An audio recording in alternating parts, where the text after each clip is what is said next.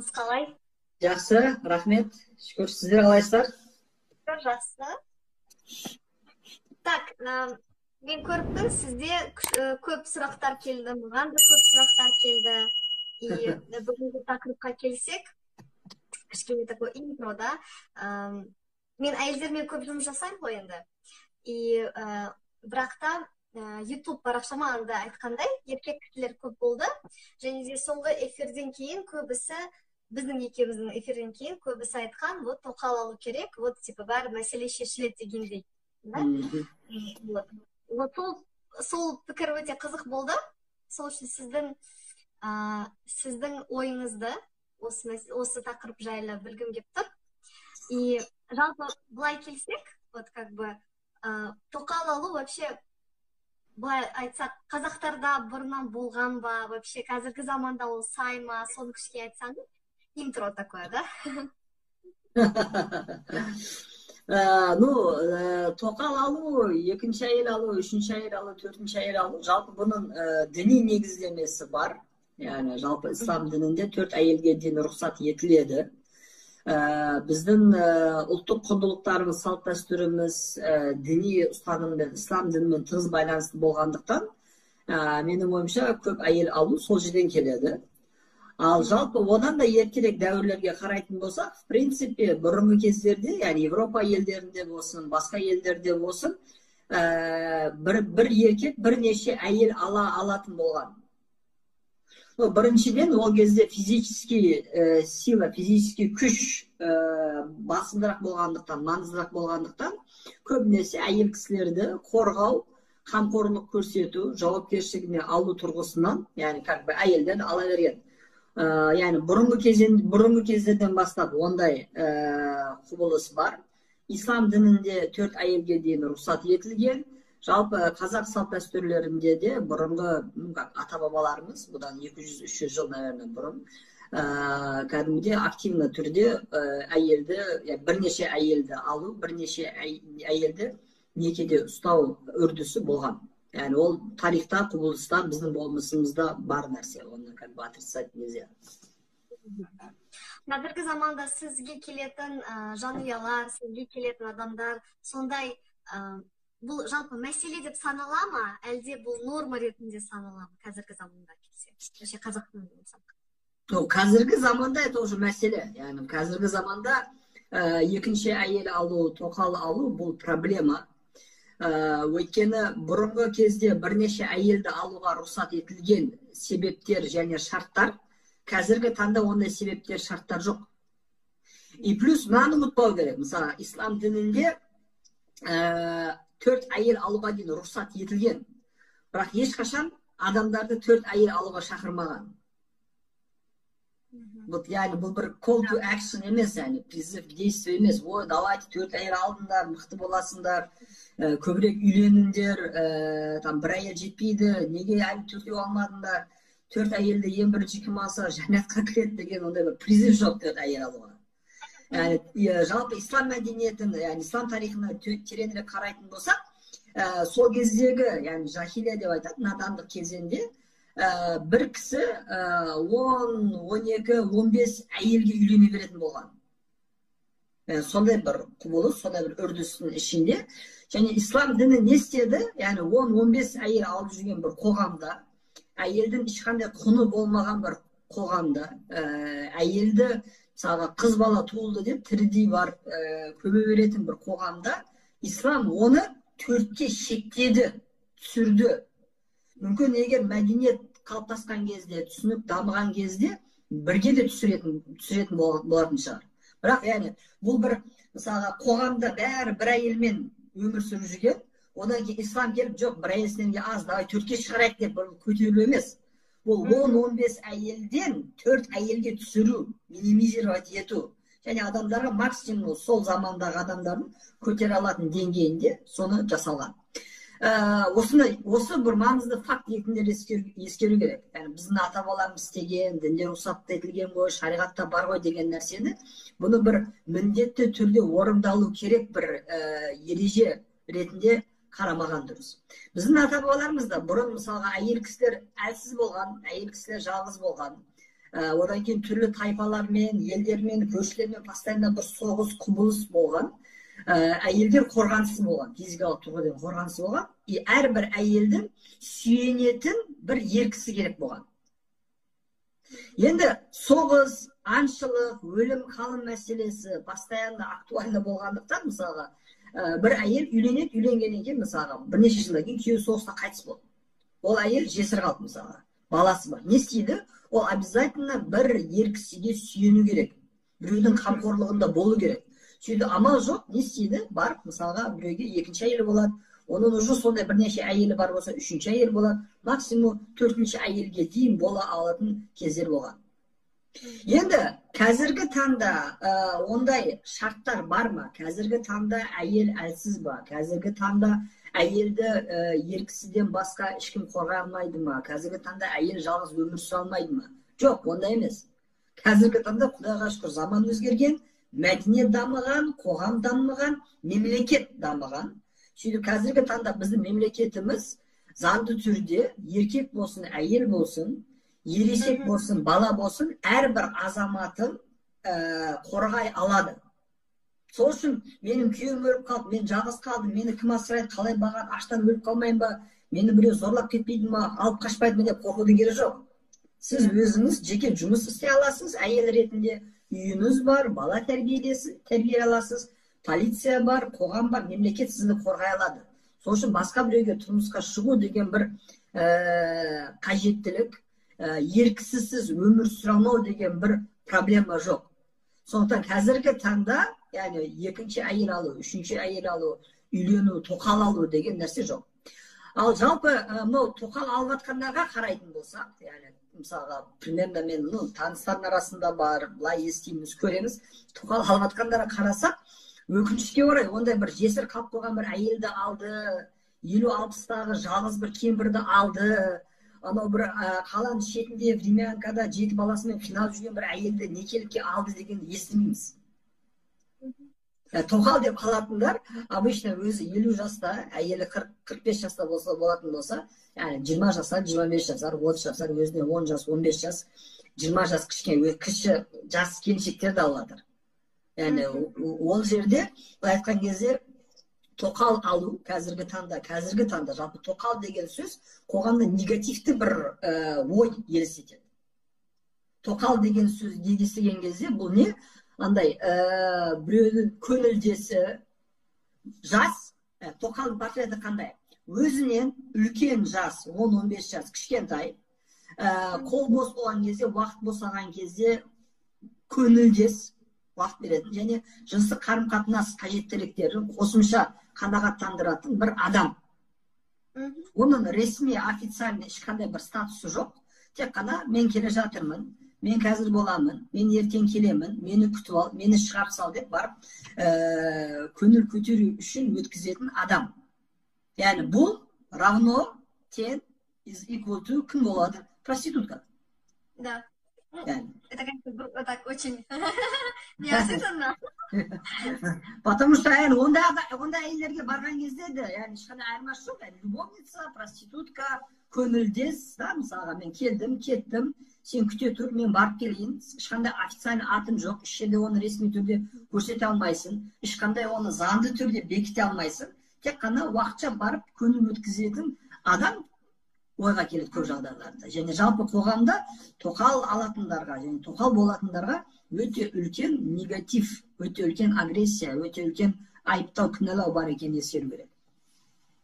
Мына жерде енді тақырыпты екіге бөлуге болады. Еркісізге айтатын әйелдерге, то есть екі бөлек пікір болады ғой мына жерде енді. Маған да көптеген пікірлер келген, мен таң қалғанымда, көптеген адамдар естіп тұрмын ғой, да, нормально? Естіп тұрды, айтады. То есть әртүрлі пікірлер бар осы мәселе жайында, то есть разные, да, то есть біреулер қолдайды, біреу қолдамайды, біреулер барам, болғым келеді, маған бір әйел адамда жазған. Анне, даусыңыз жай шығып жатыр. Қазір естіп тұрмын ба? Қазір жақсы шығады, что-то жай шығып жатыр. Мен сізді енді. Так. Нормально. Екі түрлі пікір бар дедіңіз, айта беріңіз. Да. То есть кейбіреу мысалы кейбір әйелдер бүгін маған бір кісі жазған, мен кішкене таң қалдым. Айтады, мен тоқал болғым келеді дейді бір әйел. Себебі күйеуім маған көп көңіл бөледі деді. Тоқал болсам. То есть, значит, күйеуім көңіл бөлмейді, так, как будто бы тоқал болса, көңіл көп бөледі дегендей. Сондай бір өзіме де бір таң қалатын пікір келген, да. Кейбіреу, конечно, там мен болмаймын деді. То есть, как будто бы, ну, сондай тоже, да, пікір бар, қызық. Енді былайдан келсек, вообще, по факту, менің түсінгенім, ну, как бы, сіз маған айтыңыз, да, шынымен солай ма, емес пе? Көбісі хотят, да, ну, как бы, хотят, но не могут дегендей, да? Көбісі кім? Ер кісілер ма, әйел кісілер ма? Да, ер кісілер. Конечно, ер кісілер. Скажите, еркек кісі бойынша, потому что маған как бы складывается впечатление, да, ну, как бы, такое, что көбісі как бы хотят, бірақ не каждый может дегендей. Бұл шын ба или нет? Вот еркек басымен айтыңызшы, ер кісі. Интересно. Ну, ондай нәрсе бар, яғни ер кісілердің барлығы емес, бәріне топырақ шашпақ қояйық, әртүрлі адамдар бар, бірақ көбісі дейтін болса, көбісі ретінде қарайтын болса, өкінішке орай ондай тенденция бар. Яғни, өйткені адамның нәпсі, яғни похоть орысшасы, шек жоқ, ограничение жоқ. Yani bir ayel, екі ayel, үш ayel, там ай сайын бір ayel, жыл сайын бір ayel, қаншалықты көп ayel болса, оған бір конкретно бір шектеу жоқ. Yani әрбір жаңа ayelмен, әрбір жаңа қарым-қатынаспен мен жасарам, мен мықты болам, мен басқаша бір сезімдерге ие болам, басқаша бір көзқараста болам, басқаша бір ләззат алам, удовольствие алам деген фантазиямен ayelдердің артынан көп жүгіреді. В целом, по статистике, мысалға, көзге шөп салатын, көбінесе ер кісілер болады, әйел кісілерден гөрі. И көбінесе, әсіресе жыныстық тұрғыдан нәпсі құмарлық ер кісілерде басындырақ болады. Мысалы, біз жаңалықтарда әйел еркекті зорлап кетті деп естімейміз. Бірақ ер кісі әйелді зорлап кетті деп естиміз. Өйткені жыныстық тұрғыдан қозуы, нәпсі құмарлығы әйелге зиян келтіретіндей, әйелді өзін қалауынан тыс жыныстық қарым-қатынасқа мәжбүрлейтіндей, ондай бір нәпсі құмарлық бар. Сондықтан бұл жерде ер кісілердің көбісі екінші әйелім болсын, үшінші әйелім болсын деп қалайды. Бірақ кейбіреулері сол мүлдем қаламайтын ер кісілер бар. Оларды сыйлаймыз, құрметтейміз. Олар әңгімеден тыс, бәріне топырақ шашпаймыз. Бірақ қалайтындардың ішіндегілер бірнеше топқа бөлінеді. Біреулер қалайды, басқа әйел болсын, бірақ өзін не істейді, ақылмен тоқтатады. Жоқ, құрсын, тыныштық керек, бір әйелім бар, мен оған сөз бердім, адал болуым керек, көзіне шөп салмауым керек. В принципе, one life демекші, бір әйелмен бір өмір сүруге болады деп қарайды. Екіншілері қалайды, істегісі келеді, бірақ жағдай келмейді. Өйткені екінші әйел бұл дополнительно всегда расход, дополнительно всегда энергия, дополнительно всегда нерв в этом кезде, и психологически, и морально, и материально адамды шаршататын нәрсе. Сол же қалайды, сол қалаумен қалып қояды, қолынан дым келмейді дейді. И басқа категория, бұлар қалайды, қолында бәрі мүмкіндік бар. И кейбір кезде әйелі хабары бола тұра алады, кейбір кезде әйелі хабары болмай, безиоведомо тоже алады. Үшіншілер, әйелінің келісіммен алатындар бұл жерде более-менее нормально қарсылануы мүмкін. Бірақ әйелім естісе ренжиді, ажырасады, мен әйелімді семьямды жоғалтқым келмейді, бірақ екінші әйелді де қалаймын.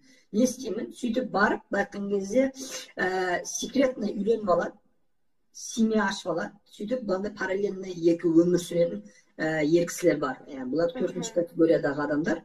Ең адамға ауыр тиетін да осы төртіншісі. Өйткені бұл рано или поздно бәрібір естіледі, бәрібір білініп қояды. Менің даже мындай клиенттерім болған, который 16 жасар қызы әкесін қалада, паркта басқа бір әйелмен кішкентай баласымен көріп қояды. Барып шок еді, түсінбейді. Менің әкем жас әйелмен şu орталарында бала бар, не істеп жүр паркта? Ол әйел кім, қайдан пайда болды? Мысалы, бұл мамасына айтады, мамасы ашуланады, разборка жасайды. Одан кейін ер кісі айтады, я, менің осынша жылдан бері параллельный семьям бар, ол жерде балам бар, ол да мен семьям. Ең ауыр тиетін нәрсе, ең қатты былай айтқан кезде психологиялық соққы беретін нәрсе осы. Өйткені төртінші группада не бар? Адамның сенімін жоғалту мәселесі бар. Сен, может быть, даже осы 6-7 жыл тоқал туралы сөйлестің, көзге шөп салу туралы сөйлестің, әңгімелестің, күйеуің сенің бетіне қарап, я, ол дұрыс емес, оңбағандар неге өйтеді деп айтып жүрді. Мына жерде батыстан 7 жылдан кейін, 6 жылдан кейін қарайсың, 3-4 жасар баласы бар, басқа бір әйел бар. Ең ауыр тиетін нәрсесі осы. Атап көбісі қалайды.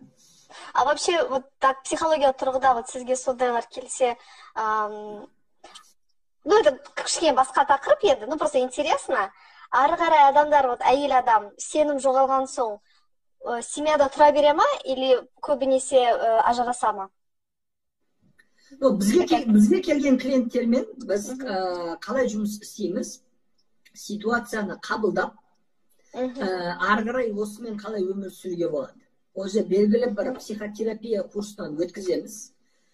Желательно ер кісілер мен әйел кісілердің бірге қатысуы, бірге болуы. И содан өткеннен кейін ер кісі бір тарапты таңдау керек. Өйткені қазіргі қоғамдағы әйелдердің күйеуін біреумен бөлісу деген түсінік, ондай бір ой, ол мүлдем жоқ.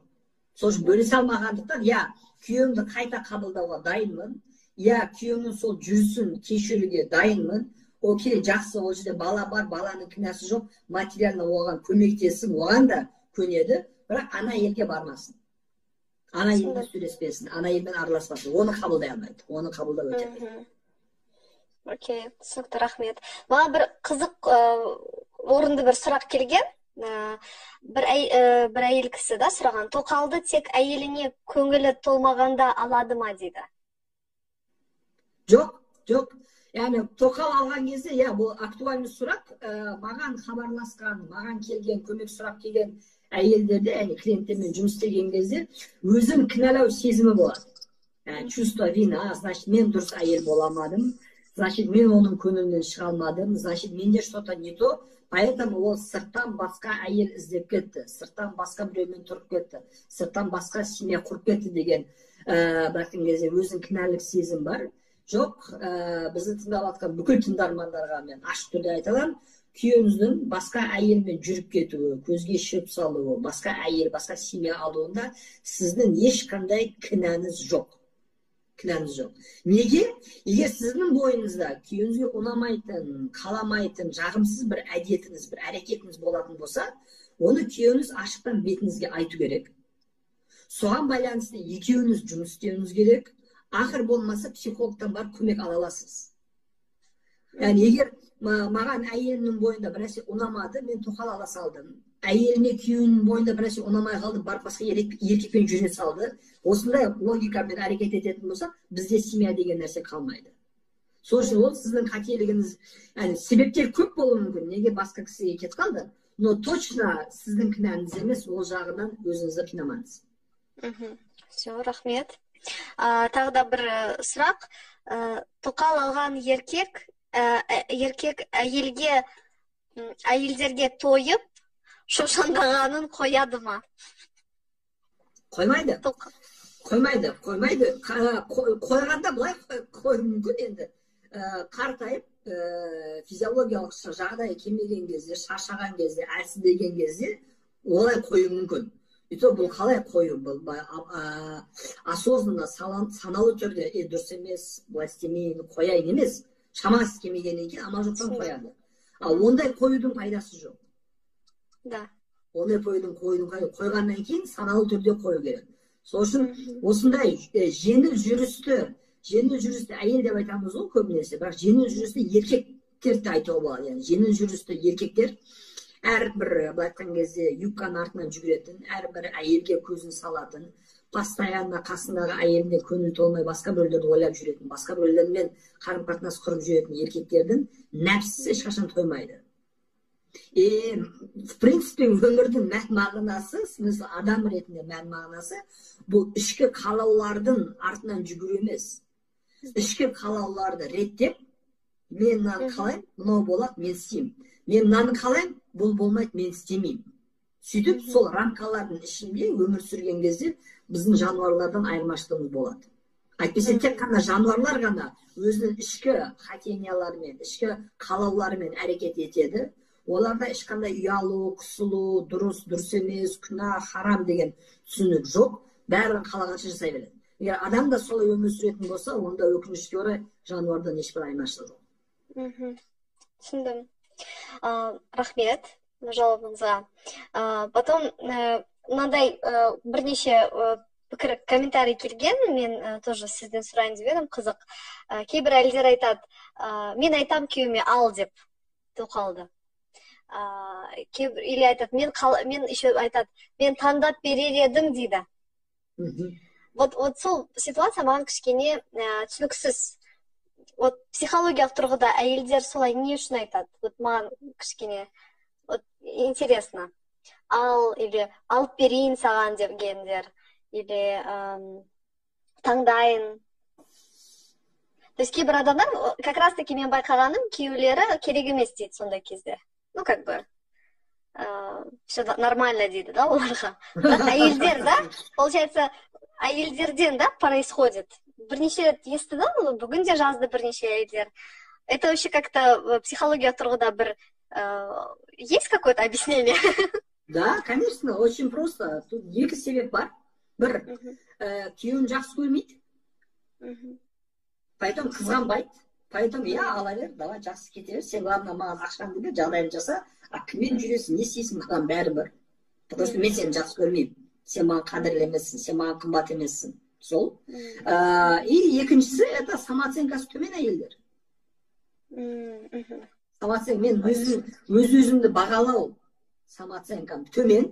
Сол үшін мен лишь бы сені жоғалтып алмау үшін, сенсіз қалмау үшін, сенің әр нәрсене көз жұмуға дайынмын. Самооценкасы төмен әйел, мен сені бақытты қыла алмадым, может ол сені бақытты қыла алады, давай соны көрші. Болмады ма, давай үшіншісін көрші. Ол бақытты қылған, давай төртінші көрші. Самооценкасы төмен әйелдер.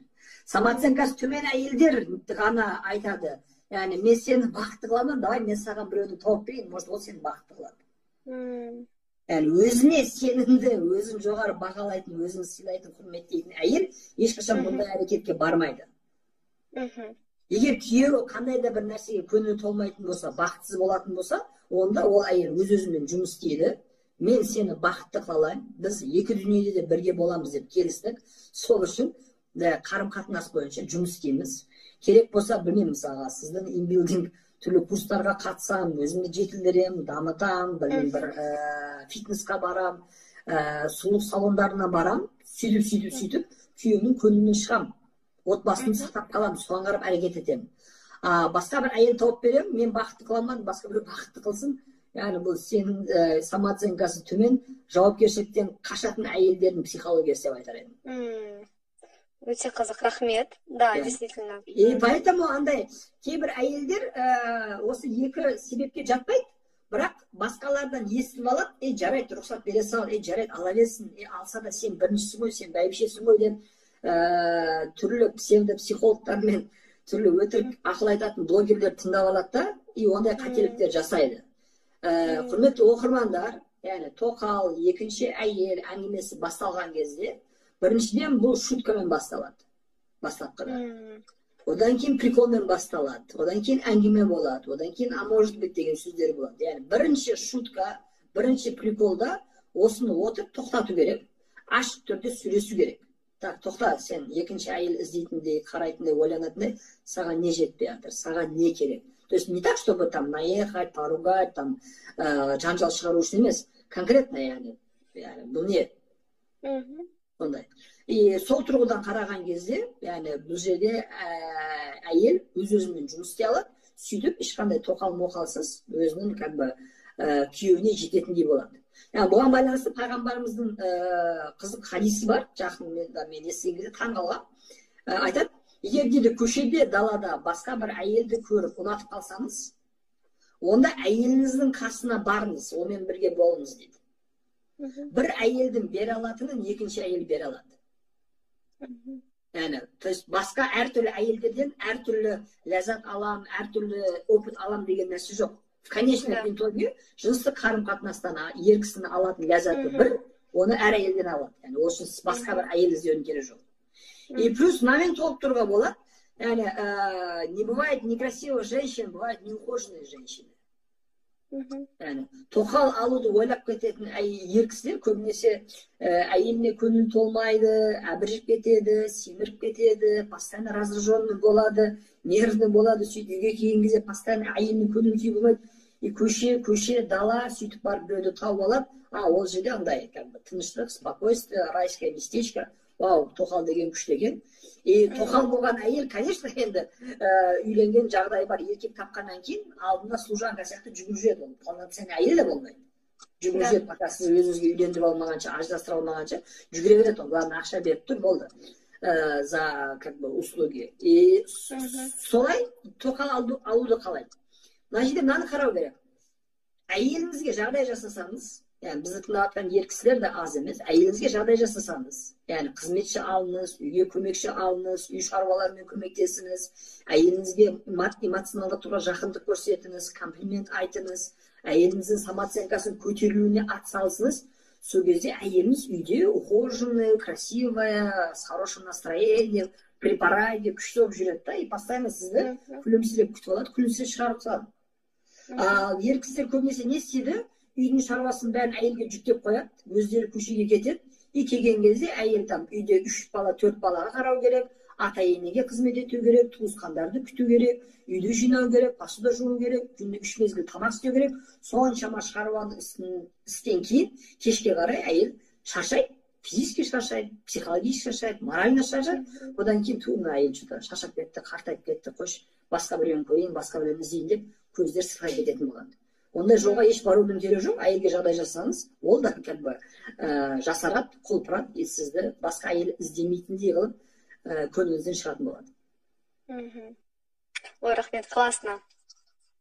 Әйелдерді алсақ, конечно, вот как кеңес ретінде әйелдерге это в любом случае, да, развитие, өз-өзін күтіну, өзіне қарау. Тоже көптеген әйелдер байқағаным, кішкене бәрі күйеуім үшін, балам үшін деп өзін көбісі байқағаным да. Өздерін екінші орынға қояды, үшінші орынға қояды да.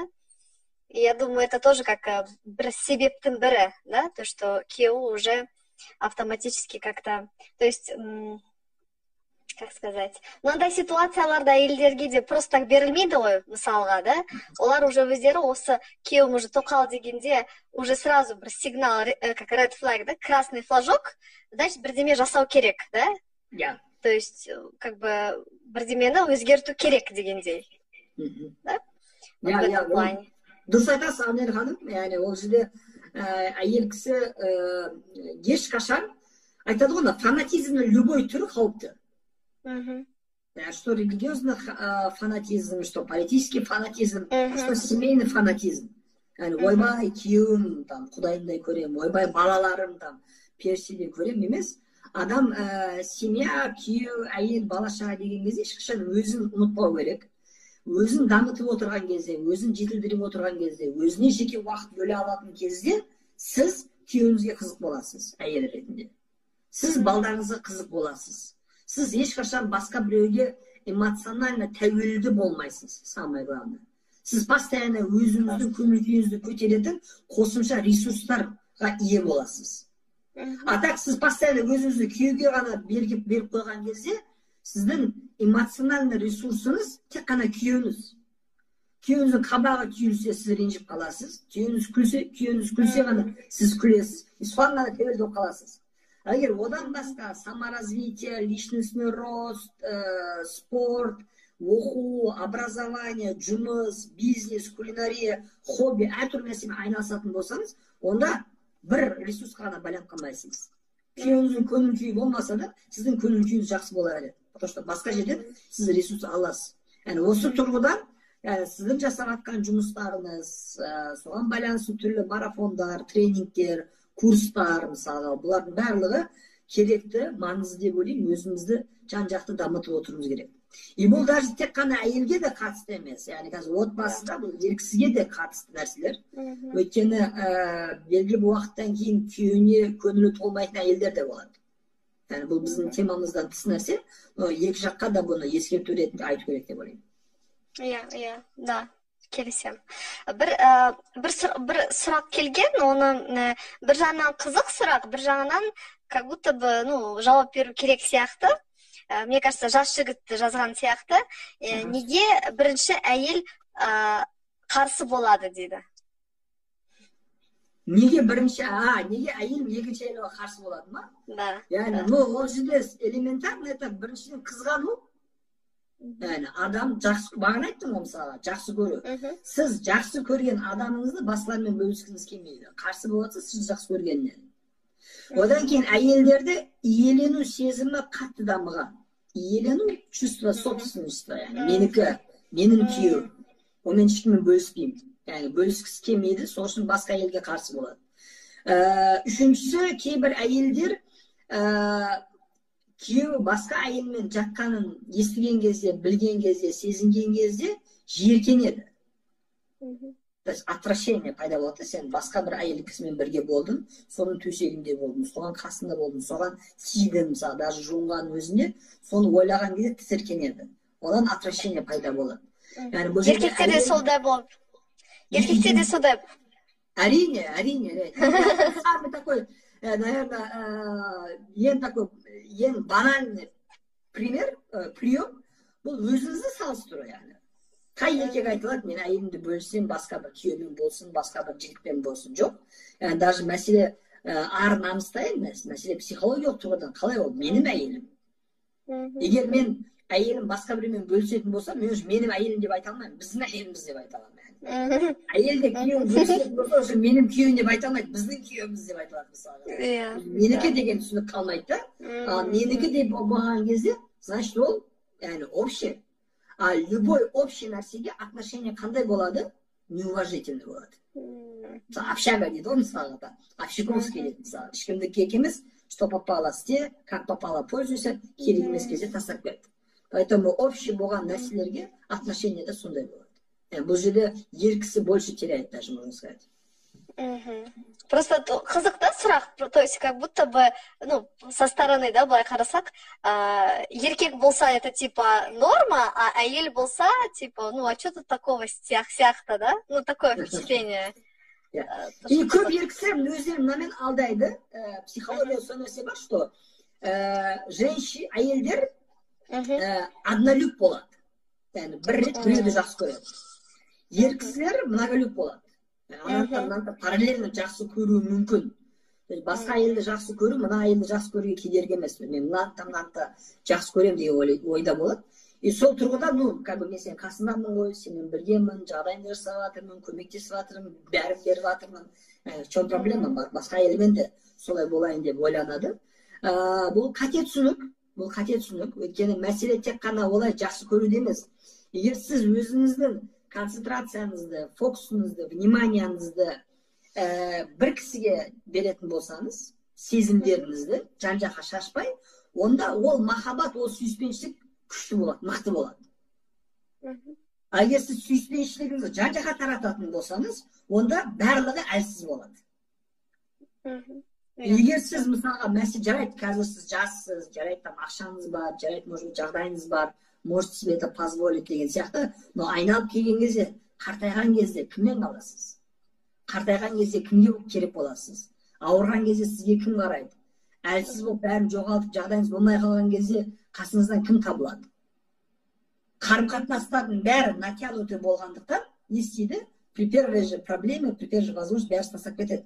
Ал когда сіз бүкіл сүйіспеншілікті жан-жаққа шашпай, бір жаққа фокусировать етіп, бір жаққа бұрмалап, бір адамға бағыттайтын болсаңыз, онда осы сүйіспеншілік, махаббат, сый, құрмет сезімі сізді жақсы күндерде де, жаман күндерде де бірге болуға көмектеседі.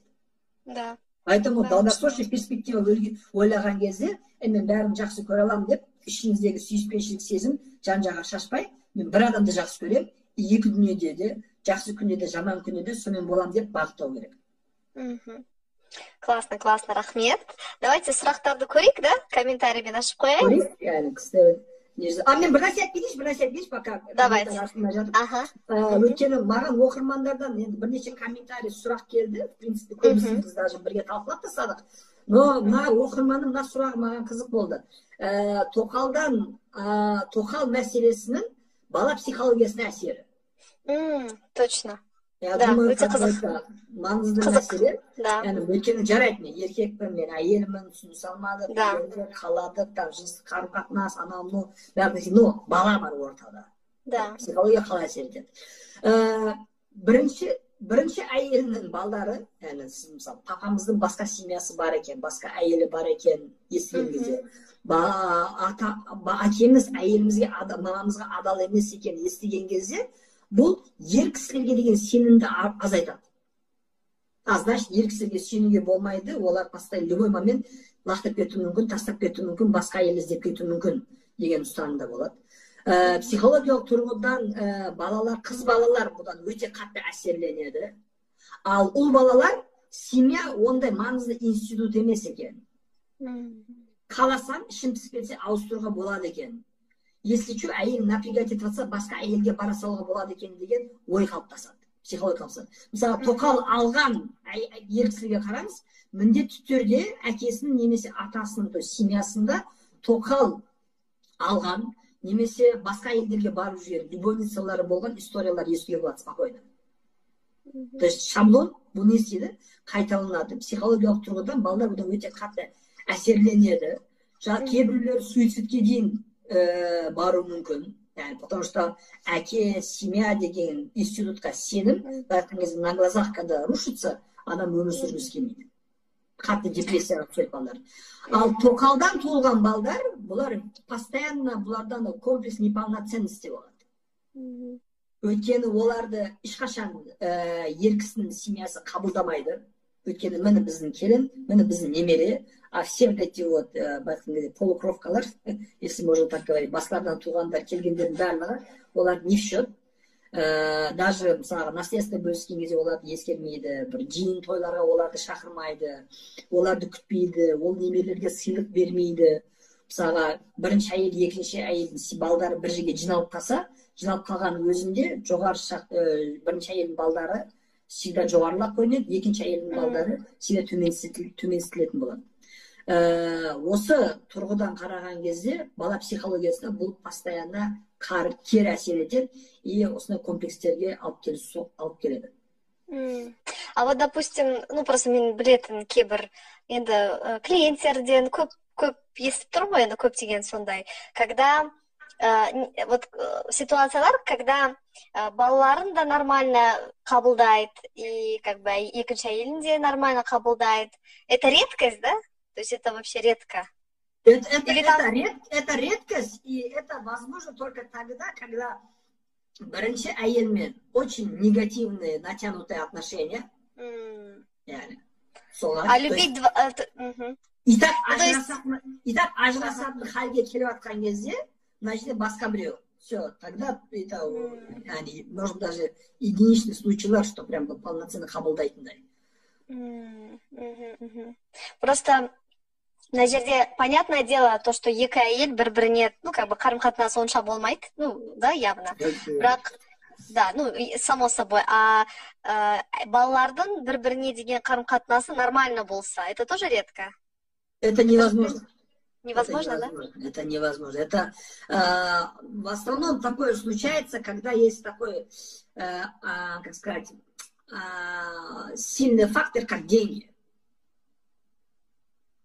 Состоятельные, өте состоятельные кісілердің балалары материалдық тұрғыдан әкесіне тәуелді болғандықтан, қаласа да, қаламаса да, ұнаса да, ұнатпаса да, басқалармен қарым-қатынас құруға мәжбүр болады. Онда да араласады. Но ондай бір искренний, жақсы қарым-қатынас құру өте қиын, почти мүмкін емес. Тут даже родные братья и сестры көп жағдайларда бір-бірін түсіне салмайды. Бір анадан, бір әкеден туғандар. басқа біреуден ол жерде там вообще өте қиын. Яғни ондай бір ситуациялар өте сирек кездеседі. И там детально қараған кезде көптеген нюанстар бар екенін көруге болады. А вот как пример алсақ, там арабтардың мемлекеттерінде, там же это вообще как бы часто, ну как бы, олардың психологиясы өзгеше ма бізге қарағанда? Или все одно и то же ма, бәрібір? Адам тұрғысынан барлығы одно и то же. Бірақ қоғам тұрғысынан, когда вас общество к этому принуждает, общество этому способствует, и вы не можете против общества пойти, тогда сіз көнесіз. Ну, прям бір от души, күшті, бақытты, армандап, бір 15-ші әйел болғаным қандай күшті болды, всю жизнь об этом мечтала, все детство этого хотела, деген нәрсе таба алмайсыз. Я онда 2, 3, 4 әйел алады, яғни шариғатқа сүйеніп, әйелдер үйленеді, но қатты бір қалап, армандап, аңсап, яғни әйелдің ішіндегі қызғаныш сезімі шеге жоғалтпайды. Ол араб болсын, қазақ болсын, орыс болсын, еврей болсын, ол шеге кете алмайсыз. Ой, классно вообще, такой интересный эфир. Давайте сұрақтарды көрейік. Так. Так, вот, мен енеме вообще ұнамаймын. Пысық келін емеспін. Физически шашап қалам қонақ күті үй шаруасына. Содан муж екінші әйел алам деді, мен келістім. Бұл мәселені осылай шешкен дұрыс. Дұрыс па муждың, күйеуінің? Дұрыс емес. Екінші әйел алғаннан гөрі өзіңізге қызметші алыңыз, көмекші алыңыз, нянька алыңыз. Мен, в принципе, ондай нәрселерді қолдаймын. Менің ойымша, все, что можно делегировать, нужно делегировать, чтобы оставалась сил и энергия на то, что нельзя делегировать. Мысалы, сіз не істеп жатсыз? Не чтобы үй жинау, қонақ күту, посуда жуу, сол жұмыстар бәрін басқа біреуге делегировать еткеннен гөрі, сіз әйел болуды біреуге делегировать етіп жатсыз. Бұл дұрыс емес. Лучше қызметші немесе нянька алыңыз, зато күйеуіңіз үшін жалғыз әйел болыңыз. Мына жерде бір сұрақ, не сұрақ, то есть, ну, то, что біз больше как против айтып жатырмыз, да? И вот тут как бы такое спрашивают, типа, за дегендей, ну, типа, абайдың өзі тоқалдан туған деп айтып жатыр. И? Да, видимо, вот, ну, как-то, типа, за, факторы за дегендей. Факторы за дегендей, это вот, как сказать, вот, менің өз пікірім, да? Көзқарасым. Просто қанша әйелдер тоже көрген, ну, как бы сөйлескенмін. Егер де, я не знаю, просто пример ретінде, просто сондай әйелдер бар, видите? Ну, менің тәжірибемде өткен, с кем я общалась, которые, да, ажырасқан, бала жағасы бар, да, и күйеуі жоқ, да, ну, к примеру, который көмектесетін. И некоторые вот так вот выбирают, да, осылай таңдайды, екінші әйел бола салам деп. Да? И как бы, и по-своему счастливы дей салуға болады енді, да? Енді өз шешімі болған соң. То есть, мына жерде, можно так сказать, как бы, өз пікірім, да? Ну, как бы, әйел адам, если она сама, как бы, окей, главное, как бы, тут же такой момент, өз-өзін алдамау, да? Если она, как бы, понимает, окей, мен былай, осылай болам, келістім десе, тогда, в принципе, проблема жоқ. Ну, как бы, запрос жоқ, проблема жоқ дегендей. Ну, это как бы мое такое мнение, көрген ситуацияларға қарап, да, көп әйелдер сөйтіп просто как бы келіседі. Вот. Ой, бай. Вообще-то у меня этот, сори. Так что технические, да, технические моменты. Мен сізді түсіндім, Анель. Яғни, бір әйел кісі, мысалы, түрлі себептерге байланысты тоқал болуға дайын болатын болса, как бы, и солай тұрып мен бақытты боламын деп ойлап жатса, неге болмасқа деп айтқыңыз келіп жатыр. Болмайды. Болмайды, потому что мынаны қарау керек. Біз қалай мысалға әйелдер 3 баламен, 4 баламен ажырасып, там 40 жасында, 30 жасында, 25 жасында жалғыз қалып қойып жатқан болса, тура сол сияқты үйленіп ажырасқан ер кісілер бізге былай жетіп жатыр. Yani зачем бар болған семьяны бұзып, зачем бар болған бір жерге бір бесплатное приложение ретінде жабысып, қосылып, ешқандай статусқа ие болмай. Пожалуйста, yani ажырасып жатқан ер кісілер толып жатыр, ажырасқан әйел кісілер толып жатыр. И бұлар бір-бірін тауып, сөйтіп отбасы құралады. Қайтаға алдыңғы отбасы, алдыңғы сәтсіз отбасы тәжірибеден керекті дәрістер шығарып, екінші рет бұлар намного прочнее отбасы құралады. Менің ойымша біз акцентті осыған бұруымыз керек. И тот факт, что бұны даже мен осыдан 4-5 жыл бұрын телевидение шыққан кезде, сол кезде осы статистиканы опровергать еткен, Қазақстанда бір еркекке 7 әйел келеді деп айтады. Это өте ложная статистика. В среднем әйелдердің, еркектердің туылуы, өсуі, қазір бізде тем более соғыс жоқ, кешіріңіз, соғыс жоқ, қиын жағдай жоқ, еркектер армияға кетіп жатқан жоқ, өліп кететіндей, қайтып келмейтіндей. Поэтому қазіргі примерно 55-45%, яғни даже 60-40% максимум соотношение. Осы тұрғыдан қараған кезде әр әйелге еркек табылады, әр еркекке әйел табылады. Это можно этот. Да, осы тұрғыдан өз теңімен үйленетін болса, өз теңімен отбасы құратын болса, бұл намного прочнее болады. И олар бір-бірін намного больше қадірлейді и сыйлап құрметтейді. Да, точно. Мне кажется, шынымен бізде соншалықты қалыптасқан, что еркек аз, да, то есть вот прям кетпей жатыр. И многие сол үшін осындай вот как будто бы варианттар жоқ сияқты, да, қалыптасқан, да, хотя по факту шынымен өте көп. Мына жерде вот сұрақ келген, вот то, что сізде алдына сұраған, то, что шешесіне, да, жақсы көре алмады, күйеуімнің шешесі. И то, что содан шешеме ұнамасаң, көңіліңнен шықпасаң, керек емес, сен кете бер, жолың ашық дей береді. Это вот как вообще понять? Тоқалға не қатысы бар или как? Ну да, типа тоқалған, то, что... Ну, это то, что тоқалға емес, енді это, видимо, отношение ене мен әйелдің, да, екеуінің отношениясы ғой енді получается больше. А тоқал это как причина сияқты, да? Сен кетер, мен басқа әйел аламын дейді ма? Да, енеме, мама, ну, как бы, енесі жақтырмаса, типа, мамама ұнамасаң, кете бер, жолың ашық дегендей. Это же как причина здесь получается.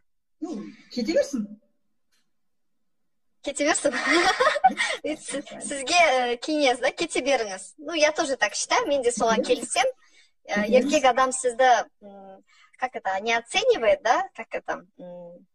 Никогда не стойте там, где вас не уважают и не ценят. Мен де келісем, да. Потому что бұндай отношенияда ер кісі бүгін кете бер дейді, ертең тастап кетем дейді. Да. И чем вы это оттягиваете, чем позднее это случается, тем больнее. Мысалға, там 20-25 жасында развестись, уйти, заново найти мужчину, построить семью намного легче, чем 35-40 жасында ажырасып, жалғыз қалып, тұрмыс құрып, қайта семья құрғаннан гөрі. Поэтому ондай кезде менің ойымша сразу айту керек, окей, мен сенімен үйлендім. Потому что ешқашан анаммен тіл табыс, ененің көңілінен шық деген условия қоюға болмайды. Ол сіздің анаңызбен үйленген жоқ, ол сізбен үйленді, ол сізге әйел болды. И бұл жерде, егер анасымен әйел арасында қарым-қатынас нашар болатын болса, бұл көп жағдайларда еркектің кінәсі. Потому что ортадағы мост это еркек, и бұл еркек егер дұрыс мост болмаса, конечно, екі жақтың қарым-қатынас нашар болады. Егер қаласаңыздар, алдағы уақытта бұны более детально, отдельно бір эфир ретінде сөйлесуге болады, өте көп. Но тоқалға келетін болса, ол жерде как сказать, түсінісе алмай, бывает такое, что түсінісе алмайды, келісе алмайды, ұрыс керіс болады. Мәдени түрде ажырасып, әйел басқа еркекпен, еркек басқа әйелмен үйлене алады. Это нормально. Но біз бұл жерде тоқал туралы айтып жатырмыз. Параллельно 2-3 әйел алып жүру туралы айтып жатырмыз. Это вот, на мой взгляд, проблематично.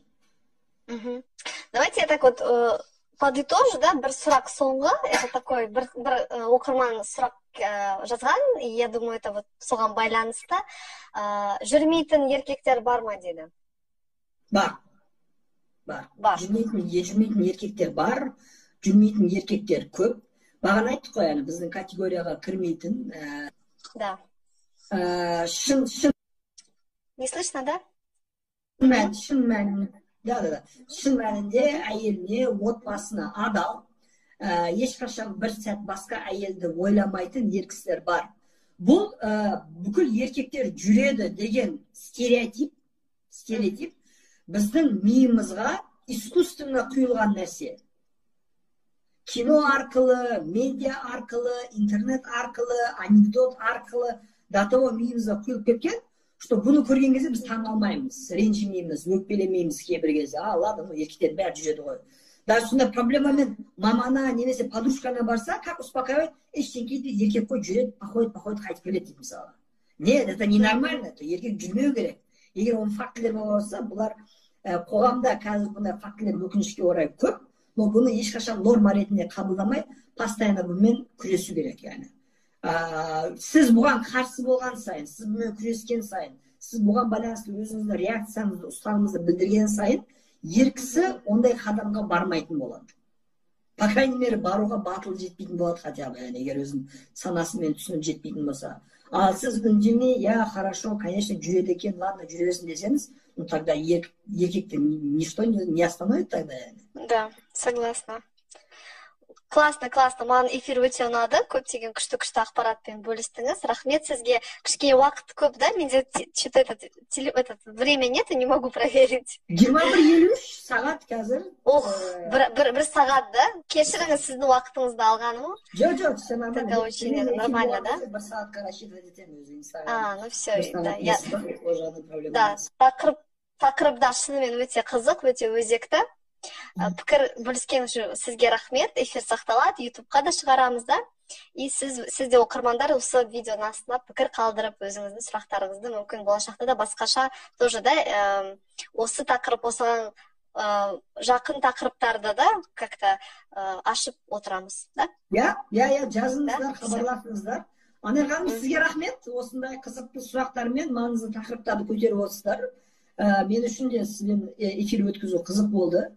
Бұйырса, барлық оқырмандарға пайдалы болады деген ниеттемін. Құрметті оқырмандар, аман болыңыздар, ауырмаңыздар. Біздің Инстаграм, YouTube парақшаларымызға жазылыңыздар.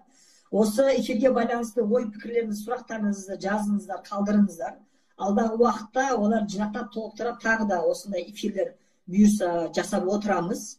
Сонымен қатар, анағаным рұқсат болса, мен бір кішкене хабарланып жасап жесем, біздің енді тоқал алу, отбасы қарым-қатынас, көңілден шығу-шықпау мәселесіне байланысты, құрметті достар, менің өзімнің авторлық отбасы қарым-қатынасқа байланысты 3 айлық курсым бар. Барлықтарыңызды сол 3 айлық курсыма қатысуға шақырамын. Ол жерде біз бір ай бойы жеке тұлға, өзіміздің травмалар, комплекстер, эмоционалды интеллект, өзімізге самооценкамызды көтерілу, сенімділікті арттыру сияқты жеке тұлғаны қарастырамыз. Екінші айда ерлі-зайыптар арасындағы қарым-қатынасты қалыптастырамыз.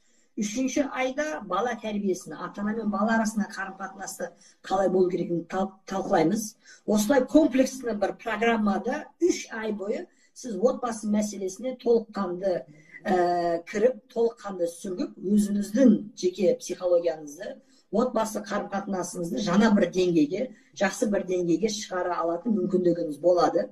Бірінші поток қазір оқуды өтіп жатыр, жақсы отзывтар алып жатырмыз. Екінші потокты біз март айында бастаймыз, яғни март уже келесі аптада тіркеуді бастаймыз. Соған байланысты алдын ала заявкаларыңызды қалдырсаңыз болады. Сіздерді қазірден тіркей береміз. Муж жена может бір сабақ алуға дейді? Может. Күйеуі мен әйелі барлығы бір сабаққа қатыса алады. Сіз бір аккаунт аласыз, бір видео көресіз. Даже мы хотим, чтобы күйеуі мен әйелі бір аккаунт арқылы, бір оплата арқылы екеуі бірге көрсін. Еш проблема емес. Классно. Круто. Рахмет сізге. Жақсы. Все онда. Жарай, сәттілік, қайырлы кеш, аман болыңыздар, ауырмаңыздар. Сау болыңыз.